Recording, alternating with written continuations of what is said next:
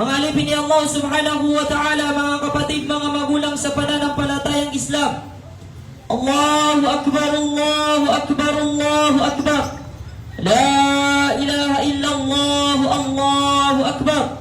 Allahu Akbar, walillahil hamd. Alhamdulillah, mga kapatid sa pananampalatayang Islam.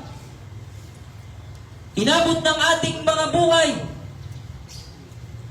ang isa sa dalawa na kung saan dapat nating ikasiya ng mga Muslim. Dahil katotohanan, nasa Yawm al-Adha o ang Eid al-Adha at ang Eid al-Fitr ang siyang dapat ikasiya, i-celebrate ng bawat Muslim, mga alipin ni Allah subhanahu wa ta'ala. Napakaraming mga kwento ang napaloob o napapaloob dito sa araw ng Eid al-Adha. Marahil na naririnig na natin, mga alipin ni Allah subhanahu wa ta'ala. فَلِكُلِّ عِيدِ الْأَضْحَى قِصَّةَ أَبِينَا إِبْرَاهِيمَ وَابْنِهِ إِسْمَاعِيلَ عَلَيْهِمَا السَّلَامُ. Sa tuwing Eid al-Adha, naririnig natin ang kwento ni Ibrahim alayhi salam at ang kanyang anak na si Ismail alayhi salam. Ngayon, mga alipin ni Allah subhanahu wa ta'ala, kumuha tayo ng aral patungkol sa kwento ni Ibrahim alayhi salam at ang kanyang anak na si Ismail alayhi salam. Noong mga araw na si Ibrahim alayhi salam na pinapangarap niya na magkaroon ng anak, napakatagal niya itong pinangarap kay Allah subhanahu wa ta'ala.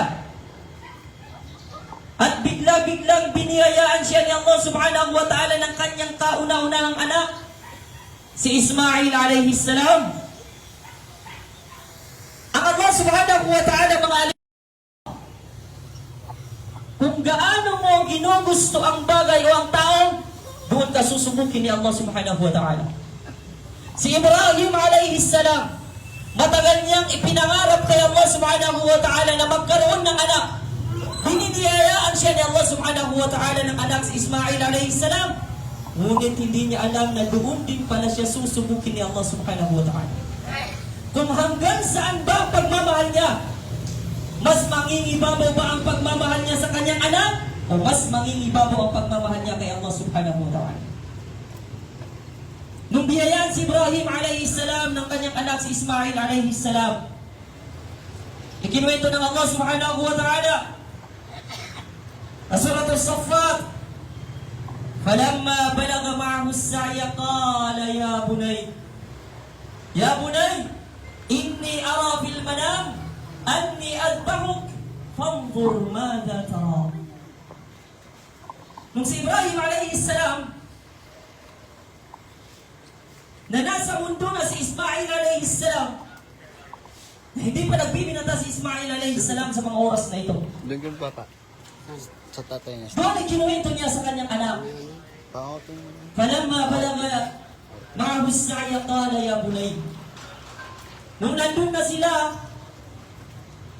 doon sa lugar na pagkakatayan kay Ismail alayhi salam, sinabi ni Ibrahim alayhi salam, Ya bunay, o aking pinakamamahal na anak, dahil masakit sa isang tatay, alipin ni Allah, na nangarap ka ng anak, biniyayaan ka ni Allah subhanahu wa ta'ala, at doon ka rin pala susubukin ni Allah subhanahu wa ta'ala.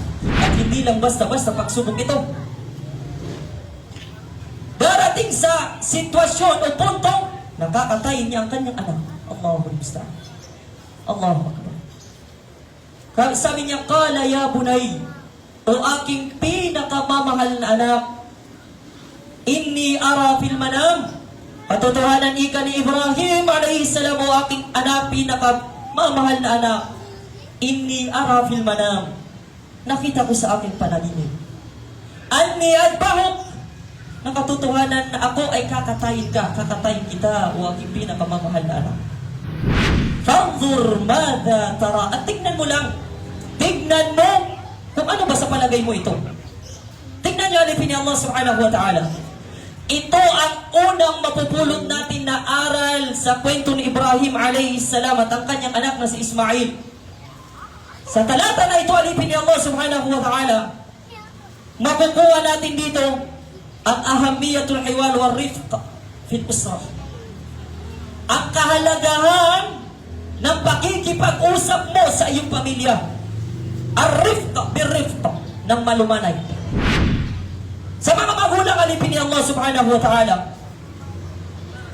ikinukwento dito sa kwento na ito, na mapupulot natin na aral sa kwento na ito, na kailangan kapag kayo ay nakikipag-usap, lalong-lalo na sa inyong mga anak, bir-rifq, kailangan malumanay.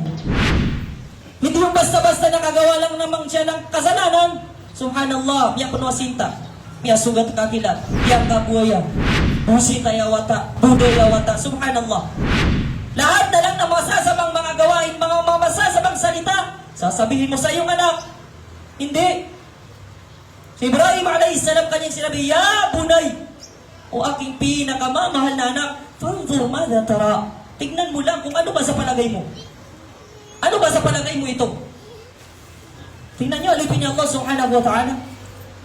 Huwag mong basta-basta paluin ang iyong anak na hindi lang nakapagsala. Tanungin mo muna. Nakipag-usap ka muna sa kanya ng malumanay. Hindi yung basta-basta tatapunan mo na lang na kung ano-ano. Subhanallah. Ahamiyatul hiwar wal rifq fil usra. Kailangan pinakamahalaga na paupulot natin sa aral na ito, pinakamahalaga na makipag-usap ka sa iyong pamilya araw-araw kung kaya mo. Bir-rifq na kailangan malumanay. Dahil kabilang yan sa magpapatatag ng pamilya, alipin ni Allah subhanahu wa ta'ala.